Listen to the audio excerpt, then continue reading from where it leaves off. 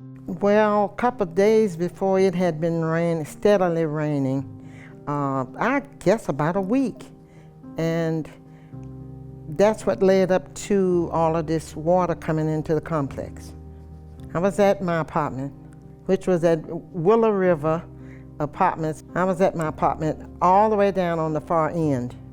Well, my husband and I, we noticed that the river had gotten high in the back and that the drains started to fill, but the drains would fill anyway when it would rain, so we just thought that the drains would fill and that would be it. So later on, the water started getting higher and higher, and we noticed that it was getting so high, he took one of our cars up to higher ground in the complex, and we lost it. So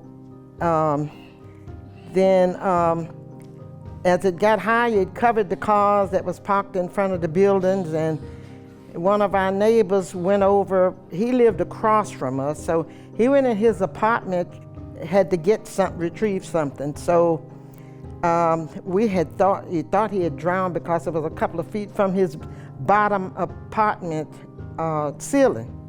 So all of a sudden he started coming out, and he didn't know which way to go because the cars were all covered with water. And my husband said, "There's some cars along there, try to get up on one of those." And then he threw out a line, but panicked and didn't hold on to the other end of the line so he could reel him in.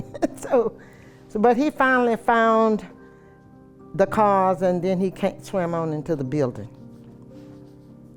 And so that was already almost up to second floor, the water was.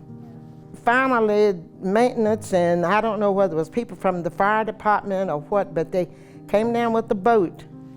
And I said, "Well, I can't swim. I hope this boat's gonna make it," you know. So my apartment was on second floor, and we climbed up to the stairway and had to climb over that rail on the second floor to get in the boat. That's just how high the water was.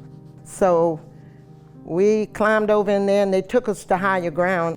So I think they made like 2 trips from the end that we were at the bottom of the complex. So they took us all the way up to about farther than middle ways the complex in the boat. They let us off, and then we was on our own. We kind of piddled around during the day until somebody had made some arrangements for us to go to the Civic Center. But in the process, my husband stayed down with all that water around the buildings. And my godson, they stayed down for about 2 days with all that water around the buildings. I think they were on 3rd floor because my godson lived on 3rd floor. So they stayed up on 3rd floor, and he said, well, the water was around the buildings and they kept hearing noises, and the wind was blowing tin that had came loose. And he said, well, I don't know what we're gonna do.